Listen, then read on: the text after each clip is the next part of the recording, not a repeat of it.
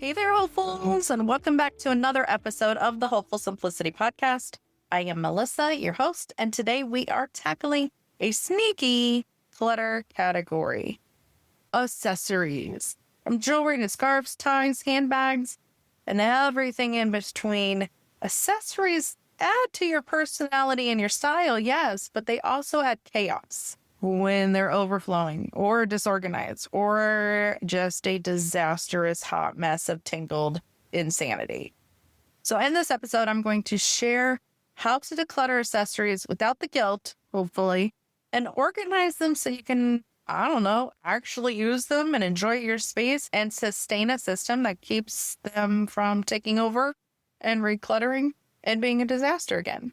So accessories pile up. It is what it is, right? You buy a scarf every season, or the cute ones that are on sale, or, well, I like the black and white polka dots. I should have the white and black polka dots and the red and pink ones and the orange and green ones. And I like all those scarves. Or, oh, I have a black belt. I should probably get a brown one and then a backup black one. And then one of those two-sided reversible ones. And then one with a silver buckle and a gold buckle and a square buckle and a round buckle.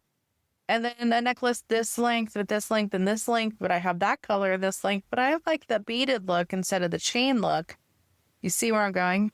It's easy to let accessories get out of hand, to collect them quickly, which in turn creates a clutter catch even quicker. And we don't even know it. And then once we get it, sometimes we've invested a lot of money in things, or more money than some other things. So we think of it as an investment. Well, I can't get rid of it because I spend money on it. Or what if I need to ... with this outfit for this occasion, for this I need accessorizing, etc. story.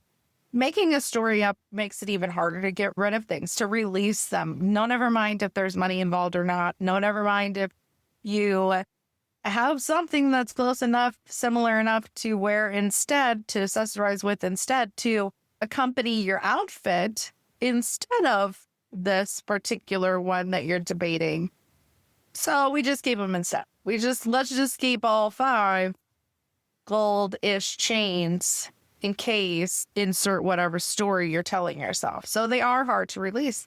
Or we tell ourselves, you know what, I'm going to use these as future gifts for someone. Oh, my best friend's getting married. I'm going to gift this to her for her wedding. Oh, my nieces are moving out. I'm going to gift them this for their closet so they have it if and when the occasion comes.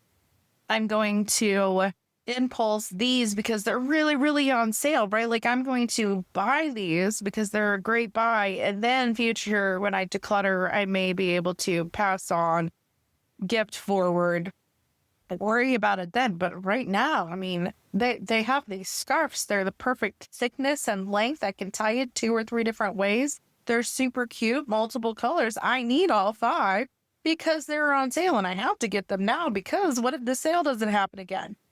Impulse buys are huge. And then you buy accessories and then you have impulse buys creating accessory clutter piles happening inside your house. And then you have the roundabout issues of it's hard to release. You don't know how to get rid of things. What if it sneaks into your head because originally you needed it? You impulse bought it. You bought 5 of them because they were on sale and just in cases. And then you travel through now it's cluttered. Now I don't know which one to pick. Now I need to have 17 of all the same thing and I can't get rid of it because I bought it. You see how that could be a clutter cycle in itself? That someday I may or may not need it, so I can't let go of it. Someday I may need it if I have the right occasion, so I'm going to go ahead and buy it. Accessories, man. I love them. I love to wear them. I think they're cute as heck. I even have a bunch of bows for my hair, but I have a limited space to keep those accessories. So it's harder for me. So like if I can't impulse buy unless I'm willing to accept that I'm going to have to declutter because I'm not allowed to go outside this space, right? I have these pegs on my cork board for necklaces that I cannot go outside. I'm not putting more pegs on it. I have this ribbon to clip bows onto. My ribbon's full. So if I buy another one, that means I know I'm going to have to get rid of something. So if you limit your space for accessories, especially ties, belts, bows, necklaces, earrings, then you force yourself to stay further away from the clutter catch that accessories can be. Now, I know they have like hooks and hangers and boxes and organizers and all the things. So maybe you do shop a little bit for those to help you limit your space, but we'll get to that. So keep what you wear, right? Keep what you actually reach for first, not what you're like, well, maybe if I know what you're justifying. If you have to justify a reason to keep it, that's your sign that you need to get rid of it because you haven't reached for it. You haven't worn it. You probably don't even really love it. If we don't love it, or we're not sure what to ask ourselves as we simplify, let's simplify. Let's tackle that first S. Let's declutter. Make it a little easier by going, is it expired? Did that scarf rip? Is the chain clasp broke? Is the belt frayed and worn out and the holes are so stretched or the sides are starting to split? Is the earring set down to just one earring because I don't know where the other part of it went? Ask yourself some of those things. Is it expired? Meaning it's worn, torn, well beyond loved, not getting repaired. Everything's broke, rusted, gross. That's expired. If you don't love it, you're probably not wearing it, which means it's going to be a dust collector, which means it's unused. That's one of our things. Expired, outgrown, unused. Remember, simplifying, those are the categories we're looking for. Expired, outgrown, and unused. Maybe you just aren't using it because you have one similar that you prefer. So you don't need those two necklaces because you only reach for necklace A. Necklace B is an ish, but you always reach for A. So just get rid of B. Maybe you have outgrown a season of dressing fancy for the office every day and you don't need 5 blue ties. You just need the one for those one-off occasions. You know, somebody's getting married, you got to go to court. Unfortunately, we've lost somebody. Those occasions, you just need the one. That could go for necklaces, that could go for ties, that could go for belts, that could go for scarves. The accessories that we used to because we lived in that part of our life, that season, that situation, that going to the office every day, that going to dinner parties every week, having monthly dinner parties with your friends, having people over all the time, and you got all gussied up, or you would go out regularly. Goodness knows I don't go out like I used to all the time. So why do I have all these accessories that I don't need? That's part of it. So when you're simplifying expired, outgrown, unused, do you love it? Do you wear it? Do you reach for something else instead of this? Those are the obvious things to declutter, especially the duplicates. Like if you've got ish A and ish B and you always reach for A, just get rid of B. It's a duplicate. Mentally, it's a duplicate because you're reaching for something else instead. Now, if you need the gold chain, you probably aren't reaching for the silver one. So those aren't technically duplicates. I hear you. But if you have one medium-ish, both in gold, the one that you don't reach for first is the one that's going to get decluttered. And then you can let go of the things that are damaged. They're broken. They are so tangled that you tried to untangle them and they broke in half. They are so rusted because you didn't clean them regularly. They're just super uncomfortable because that scarf in my head was softer, but when I put it on, it's itchy. It's too tight because it's one of those infinity scarves and I can't wrap it around twice like I wanted to. If it's uncomfortable, you ain't wearing it. It's so broke. Whatever it is that's you're keeping it, but you're not actually using it. And if it doesn't fit your current style, like what we were saying is if you used to get dolled up and fancied up, or you would go to the office, suits and ties every day, but you don't do that anymore. It's not your current life. Remember, we are decluttering. We are simplifying anything out of our spaces that do not serve our current selves. So if those ties, those necklaces, those cute scarves, those full jewelry sets where you got the rings, the bracelets, the necklace, and the earrings that all match, but you don't wear them anymore because it's not part of your current life, those things can be decluttered. And if you're really good, maybe you've got a consignment shop or a secondhand jewelry store that you can even take some of your nicer sets and things to for a resale and make some money. Holy smokes. You're decluttering your space. You're getting rid of stuff.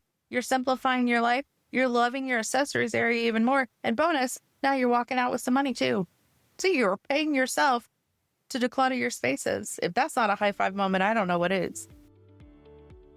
I'm going to hit pause here for a minute and ask, are your accessories taking over? Imagine opening your drawer or your jewelry box or the container where your stuff is, and only seeing what you actually use. That is totally possible. You just need a little bit of guidance, and it's all inside the Hopeful Simplicity library. You get the audio support, guided resets, decluttering challenges, and so many more resources for just $9 a month. Once the catch spaces are simplified, gotta get it organized. We've got to make it where those necklaces don't get tangled again. We've got to make it work for you. So hooks, jewelry trays, jewelry chest, organizers, those things you can hang your scarves on, your ties on, your belts on, the multi-hook hooks, the pull-out like attachment things, those really small pull-out poles things for accessories that have like the multiple hooks on them. Get what works for you. Now, if you are a visual organizer, hooks are great. Clear containers that you roll and tuck your scarves and ties are great because you need to see them. If you're non-visual, put them inside of a drawer. Put them behind the closet door. Get one of those fancy velvet solid colored boxes instead, so you don't have to see it when you're looking at it. So if you've got the tray sitting on top of your dresser, but it's a solid colored box instead, you don't have to see everything inside. Or get one with a lid so you really, really don't have to see everything inside. I can't clearly see on top of my dresser, so that's an irrelevant point. But maybe you're taller than me and you can see on top of your dresser and you need something with a lid so you don't have to. Maybe you're a micro sorter and you get 2 or 3 with lids so you can stack them, clearly label them, obviously, or get similar ones like black, gray, and light gray. So all the necklaces go in one, rings go in another, bracelets and watches go in one. So then you don't really have to label it. If it's a nice fancy box and you don't want to, that's cool. But do what works for you, but then you can stack them and put them in any order. Maybe you have a jewelry chest or one of those mirrors that open up with hooks on the inside. Hooks on a wall are probably not going to work for you as calmly and sorted successfully because you don't want to see everything all the time. Now, maybe you really love your stuff and you're like, that doesn't bother me. That is my decor. Cool. Do it. Do what works for you, but make sure it's sorted and organized as you're putting the things that you're keeping back into your spaces. Maybe you have a few of those multi-hole hanger things that just kind of fit in with your shirts or your sweaters. And one has his ties, one has your scarves. There's a couple of those just hanging in with all your other hanging things.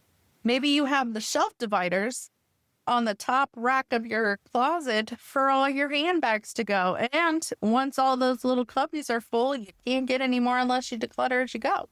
If you're doing handbags and you weren't sure what to simplify, the one that has dust is the one that can be decluttered. The one you never freaking use because you always grab the one that's hanging on the knob on the back of the door anyway. Those can be decluttered. And then as you're organizing them, maybe you just got a tiered hanger or the clip hangers or the shelf dividers or shoe boxes.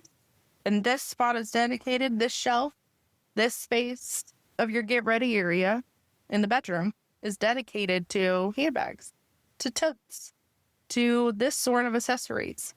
You keep like with like, right? If it's a handbag, keep with handbags. Maybe you simplified it down to only one color of handbag, and then you got 5, and it is kept like those Russian dolls, and inside like your luggage, and it's just one big bag, one little bag, one littler bag, one clutch, one wallet. You've just kept them, and then it gets one spot on your shelf, and all of them are nestled inside of the others. Sort it for what works for you. Create a functional system that you can sustain moving forward and stay organized by doing that. So then in 6 months, when you're checking back in with this space, right? In 6 months, when your alarm goes off and your reminder goes off, when your calendar ping goes off, and you're like, oh, it's time to sustain an organized life in my get ready area. Let me tackle those accessories on Tuesday. What can I get rid of? What can I rotate out? Because we're moving into winter, so I don't need the cute light spring scarves. I need the winter ones. I don't need the spring flower ties. I need the holiday festive ones. So that rotational one, if you've got it organized, you've already know you simplified on what you don't need. Now you've got it organized. Now you just have to do that simple sustaining step of, you know what? while I'm rotating my seasonal things, I didn't even wear this. I'm not going to put it in my rotational season bag. I'm just going to declutter it because I didn't even wear it. So you are maintaining the control of your space. You are maintaining that organized, get ready accessories area. Because in 6 months when you're rotating for seasonals, or in 6 months when your alarm goes off and you're like, I'm going to effortlessly declutter and just make sure that this is organized for my success. I didn't even wear that. I didn't even take the multi-hole hanger thing with all my ties on it out of the closet because I don't wear them anymore. I'm a polos dude now. All the declutter things right there because you never even used it.